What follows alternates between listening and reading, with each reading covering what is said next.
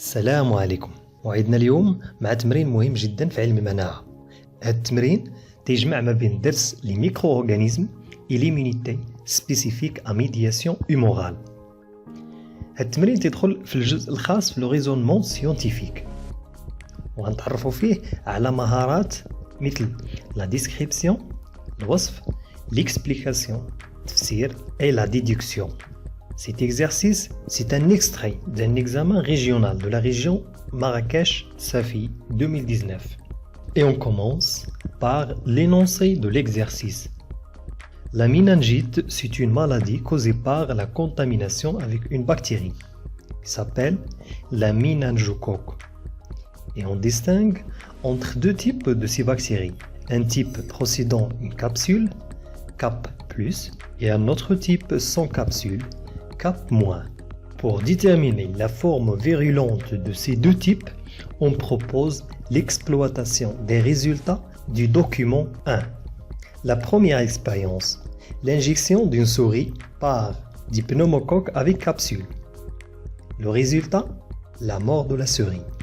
La deuxième expérience, l'injection d'une souris par des pneumocoques sans capsule. Le résultat obtenu, la survie de la souris. La première question, déduire la propriété qui rend la bactérie pathogène. استنتج الخاصية التي تجعل هذه البكتيريا ممرضة.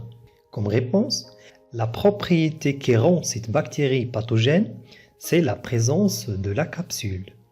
الخاصية التي تجعل هذه البكتيريا ممرضة هو توفرها على العليبة.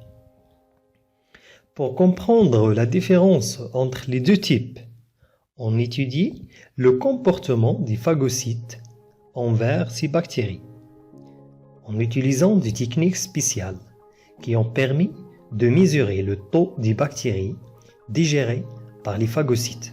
Le document 2. La deuxième question. Comparer le taux de digestion par les phagocytes des deux bactéries, Cap+ et Cap-. Comme réponse, j'observe que le taux de digestion des Cap- est plus que le taux de digestion des Cap+. إذا نلاحظ أن نسبة هضم البكتيريا Cap- تفوق أو أكبر من نسبة هضم Cap+ من طرف البلعميات. La troisième question. Expliquez pourquoi les Cap+ sont plus virulentes que les Cap-. فسر لماذا البكتيريا Cap+ أكثر خطورة من البكتيريا Cap-. Comme réponse, la Cap+ est plus virulente car elle possède une capsule, une enveloppe qui permet à la bactérie d'échapper au mécanisme de défense de l'organisme, la phagocytose par exemple. البكتيريا Cap+ أكثر خطورة لأنها تتوفر على العليبة، وهي عبارة عن غشاء سميك يحيط بها ويمكنها من الانفلات من آليات دفاع الجسم، أي الانفلات من البلعميات. Pour déterminer certains aspects de la réponse immunitaire luttant contre des bactéries, on suit l'évolution de la concentration à la fois de l'antigène et des anticorps sécrétés à la suite d'une contamination bactérienne. Le document suivant représente les résultats obtenus.